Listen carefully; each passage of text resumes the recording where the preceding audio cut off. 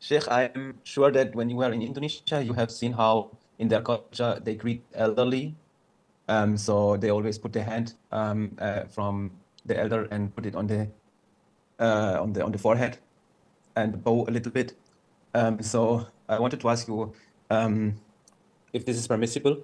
I guess it's not permissible. And if I have a wife from Indonesia and she's doing this to her family, am I sinful for not stopping her from doing this? Okay, Jazakallah khair for your question, Brother Yunus. Yes, it is sinful and prohibited to bow as a form of respect. And I've encountered this in so many Southeastern countries. The moment that you shake hands with them, they fall and do this to kiss it or to put it on their forehead.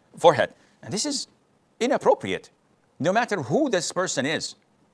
Our Prophet ﷺ allowed in 1 or 2 cases for the strangers to come and kiss his hand because he's the Prophet. He's the best man ever to walk the earth. Yet, he himself abhorred and hated whenever he entered a gathering that people would stand and rise for him. You could see that in his face. So his companions stopped doing this. They would never stand whenever the Prophet come in, alayhi salatu wasalam.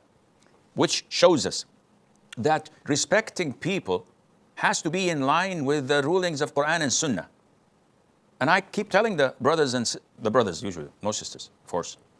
I keep telling the brothers in Indonesia and Malaysia, whom I have great love and respect for, whenever they want to shake hands with me, I tell them beforehand, raise your head. You're a Muslim and be proud of being a Muslim.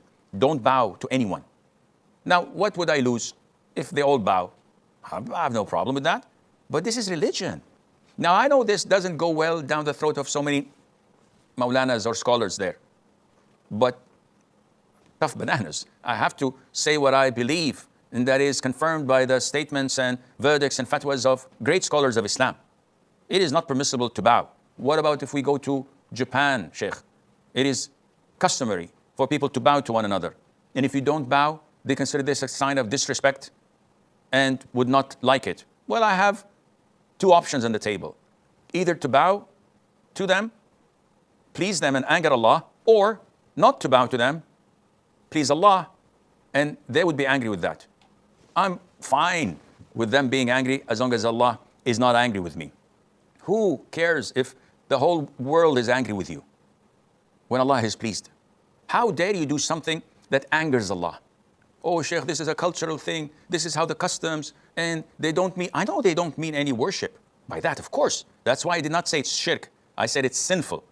But at the same time, not everything that's cultural, that is permissible to do. If you go to Spain, men and women, when they meet one another, it's a business meeting, you go and kiss the cheeks. And in France, maybe they would do this thing. Is that fine with you?